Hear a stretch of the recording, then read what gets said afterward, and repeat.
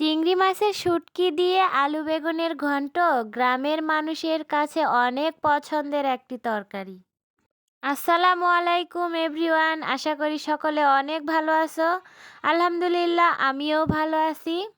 চলে আসলাম আজকে আবারও নতুন একটি গ্রামীণ রান্না নিয়ে, যে রান্নাটা আমরা গ্রামের বউয়েরা সবসময়ই প্রায় করে থাকি।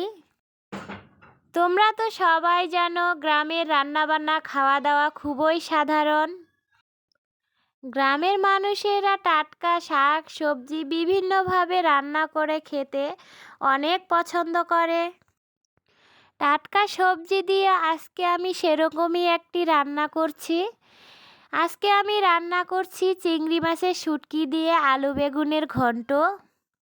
তোমাদের কার কাছে কেমন লাগে জানি না, কিন্তু এই শীতের দিনে এই চিংড়ি মাছের শুটকি দিয়ে ঘন্টটা আমার কিন্তু অনেক ভালো লাগে।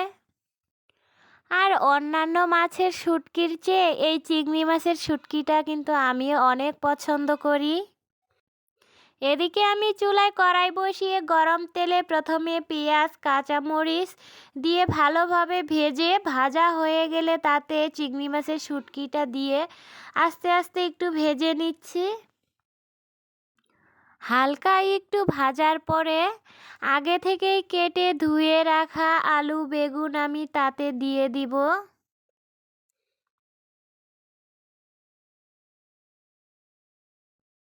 শীতের দিনে প্রায় রাতে আমি এই ঘন্টটা করে রাখি।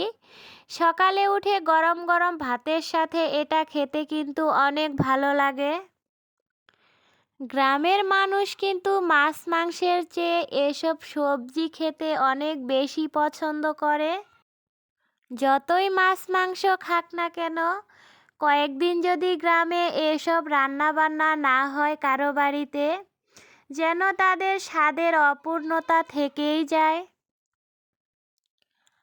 আর আমরা গ্রামের মেয়েরা বাড়ির আশেপাশের জমি থেকে বিভিন্ন রকম টাটকা শাক সবজি নিয়ে এসে এক এক দিন এক এক রকমভাবে রান্না করে ভিন্ন স্বাদে রূপ দেই। এদিকে আমি আলু বেগুনগুলা কড়াইয়ে দেওয়ার পরে তাতে দিয়ে দিলাম রসুন আর জিরে বাটা, এরপর দিয়ে দিচ্ছি লবণ, তারপর দিয়ে দিব হলুদের গুঁড়া। এই সামান্য কিছু উপকরণ দিয়েই কিন্তু এই মজার ঘন্টটা আমরা রান্না করে থাকি।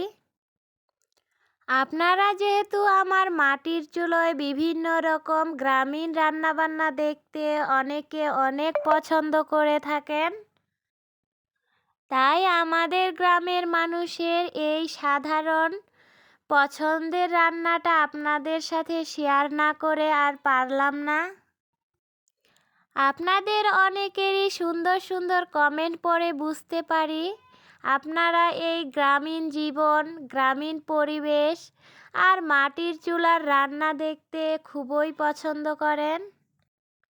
আসলে আমার মতো আরও অনেক অনেক আপু এসব ভিডিওর মাধ্যমে গ্রামীণ অনেক কিছু ফুটিয়ে তোলার চেষ্টা করে। একটি জেলার মধ্যে ছোট্ট একটি গ্রাম থেকে আমরা এই ভিডিও করে থাকি।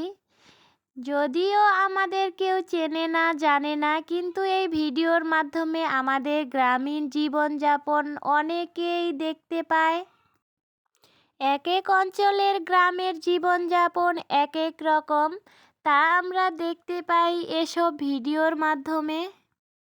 এই প্ল্যাটফর্মটা হচ্ছে অজানা অচেনা মানুষের এক বিশাল ভালোবাসা, যে ভালোবাসায় কোনো স্বার্থ নেই। এদিকে আপনাদের সাথে কথা বলতে বলতে আমি ঘন্টটা প্রায় রান্না করে নিয়ে নিলাম। অনেকটা সময় কষানোর পরে ঘন্টটা সেদ্ধ হয়ে গেছে। যত ভালোভাবে কষানো যাবে তত কিন্তু বেশি ভালো লাগবে এই ঘন্ট। এতটা সময় ধরে যারা এখনও ভিডিওটিতে লাইক করেননি তাড়াতাড়ি লাইক করে দিন।